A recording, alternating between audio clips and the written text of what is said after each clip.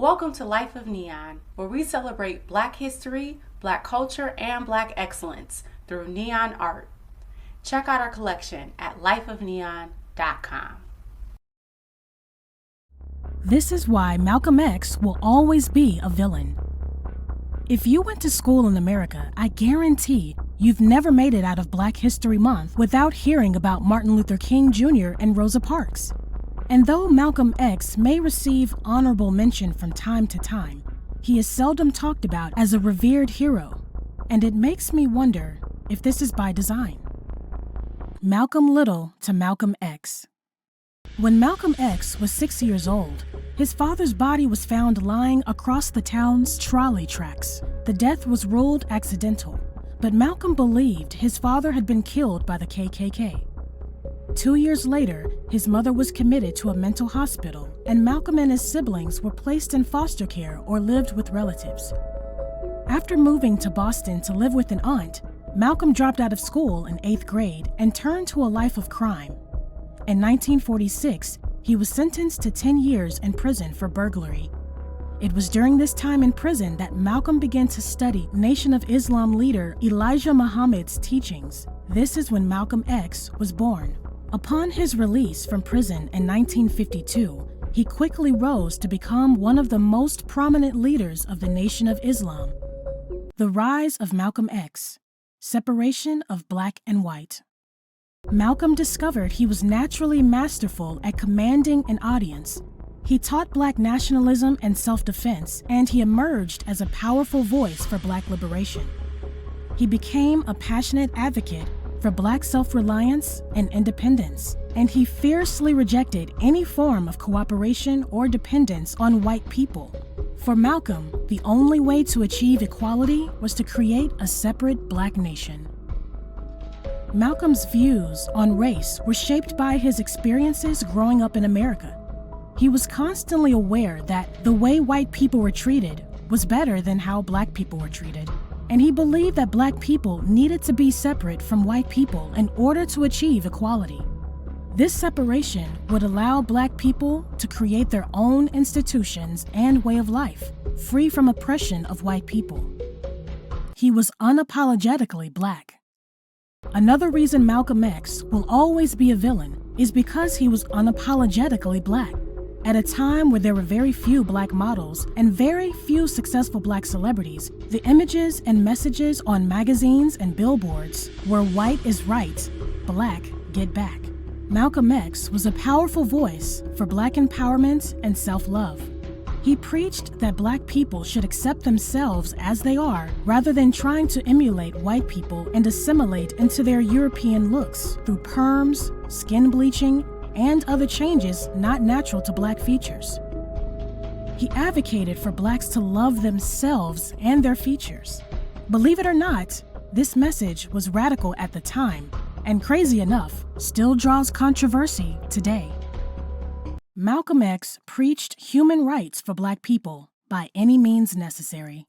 Malcolm X was a man who believed in the power of fighting for what you believe in. He preached human rights for black people, and he believed that these rights should be obtained by any means necessary. This included the use of violence and force, if necessary.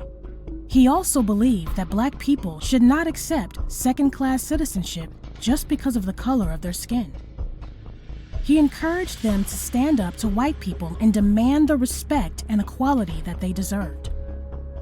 Hey fam, do us a favor and head over to lifeofneon.com and check out our collection of neon art celebrating the culture, black culture. He rejected the civil rights movement and called Martin Luther King Jr. a tool of the white man. Another blow to Malcolm's image was his constant criticism of Martin Luther King Jr. and the non-violent approach of the civil rights movement and organizations such as the NAACP. Though they only met once in 1964, he didn't see them as working towards the same cause, but rather he felt that King's accommodating attitude towards white people was holding back the process of black people. He was a victim of FBIs Cointel Pro. In the early 1970s, a group of activists decided to break into the FBI office in Media, Pennsylvania. Their goal was to find evidence of the FBI's illegal surveillance of anti-war protesters and civil rights activists. Instead, they found something even more damning: proof that the FBI was running a secret program called COINTEL Pro, which was designed to undermine and destroy political dissidents. COINTEL Pro was the FBI's secret program to discredit and destroy political activists. Malcolm X was seen as a threat by the FBI and was one of the FBI's most notorious targets. The Bureau used every trick in the book to silence him. As part of this program, the government targeted Malcolm X for surveillance and smear campaigns, from wiretapping to infiltrating his inner circle, propaganda to create divisions within the civil rights movement, and undermine Malcolm X's credibility. Malcolm X's name was repeatedly smeared in the media, and he was the target of numerous false allegations. As a result, Malcolm X's name was dragged through the mud, and his reputation was tarnished. He fell out with the NOI. His falling out from the Nation of Islam could be due to COINTEL, or it could be something else. Malcolm was once a respected leader of the Nation of Islam, but he fell out with the organization for reasons that are still debated to this day. Some say he grew disillusioned with Elijah Muhammad's hypocrisy, while others claim he felt the nation's policies weren't doing enough to help Black Americans. Whatever the case, Malcolm's rift with the organization struck a nerve, and he was eventually banished from the nation. After he left the Nation of Islam, he was completely broke. The Nation of Islam owned the house he lived in, and he had no money of his own. He was forced to sell his belongings and move into a smaller house. He struggled to find work and support his family. Still the villain. Malcolm continued to travel and speak out after leaving the Nation of Islam and eventually found success as a writer and speaker. After a period of exile in Africa, he returned to the United States with a new perspective on race relations. He began to advocate for a more nuanced approach to integration. However, his new message was not as controversial as his previous rhetoric, and many people simply ignored his later work. Although Malcolm X had softened his stance on some issues, he still remained a controversial figure. In the eyes of many Americans, he was still the uncompromising Black nationalist who had once called for segregated communities and racial pride. COINTEL Pro seemingly succeeded. Malcolm X was worth more as the villain, as the uncompromising, unyielding, seemingly angry Black man. And so, he still is.